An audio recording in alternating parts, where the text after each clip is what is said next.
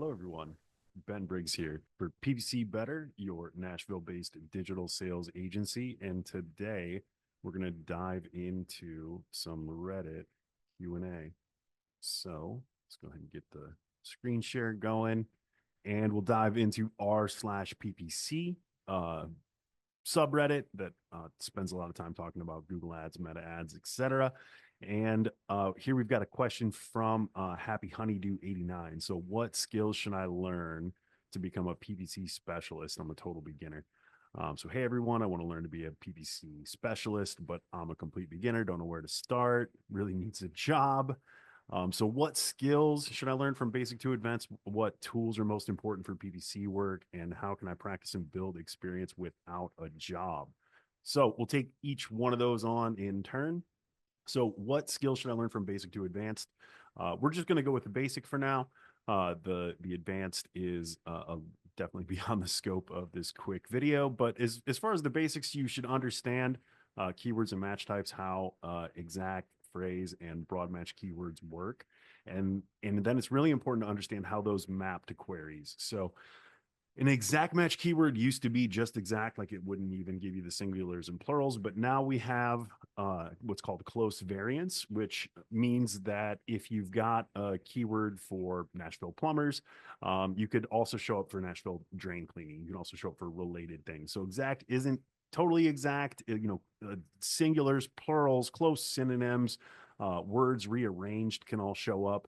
Once you go up to phrase match or broad match, the matching the close variants becomes even more broad. So, for example, if you were a lawyer or a plumber or a trucking company, then it's possible that if you buy the word plumbing company or trucking company, or if you buy any of those kind of non-branded phrase matches, then instead of just showing up when people search for plumbing companies near me, you're also going to show up for the name of every single plumbing company. So that's understanding how the keywords map to the queries and how that impacts your conversion rate. What kind of categories these keywords are. Are they brand? Are they non-brand? Are they conquest keywords? So understanding how keywords match to queries and what are the different sorts of keywords is very important. In general, what we recommend is that you keep your brand traffic in your brand campaign, you keep your non-brand traffic in your non-brand campaign, and you keep your conquest traffic separate from all of that. Now, it can get pretty complicated, all of the different automations that we use to accomplish something like that in 2025, but the basics of it are you should be setting up your campaign, start running the traffic, and then make sure that you're reviewing your queries on a daily, weekly basis. So you understand what people are typing in when they're seeing your ads. So understanding how keywords map to queries, and then managing negative keywords to make sure that your campaign's bringing in the kind of traffic that you want is the one of the main fundamentals in learning how to be a search marketer. So what tools are most important for PPC work? Here I've got to go to conversion tracking tools. So your GA4, your Google Analytics, your Google Tag Manager, so Google Tag Manager allows you to place tags like Google Analytics or the Metapixel, etc. So setting up conversion tracking and understanding what is a meaningful conversion and how do we track those is super important. And from a basic level, you should be able to set up conversion tracking for click to call. So you could create an event with Google Ads tag or GA4 in Google Tag Manager, and then track when people click on the phone number.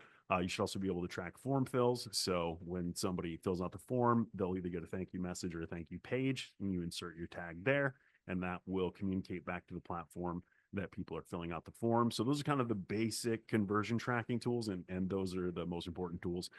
You should also, if you're building out an initial campaign, if you're creating a campaign from scratch, you definitely want to look at the Google Ads Planner, the keyword planner, and that can give you ideas about what people are searching for to start with for your initial keyword build. So a couple important tools, the conversion tracking tools, your Google Tag Manager, your GA4, your Metapixel, and then also the add the Google keyword tool or keyword planner, where you can build out some initial keywords for your campaigns. How can I practice and build experience without a job?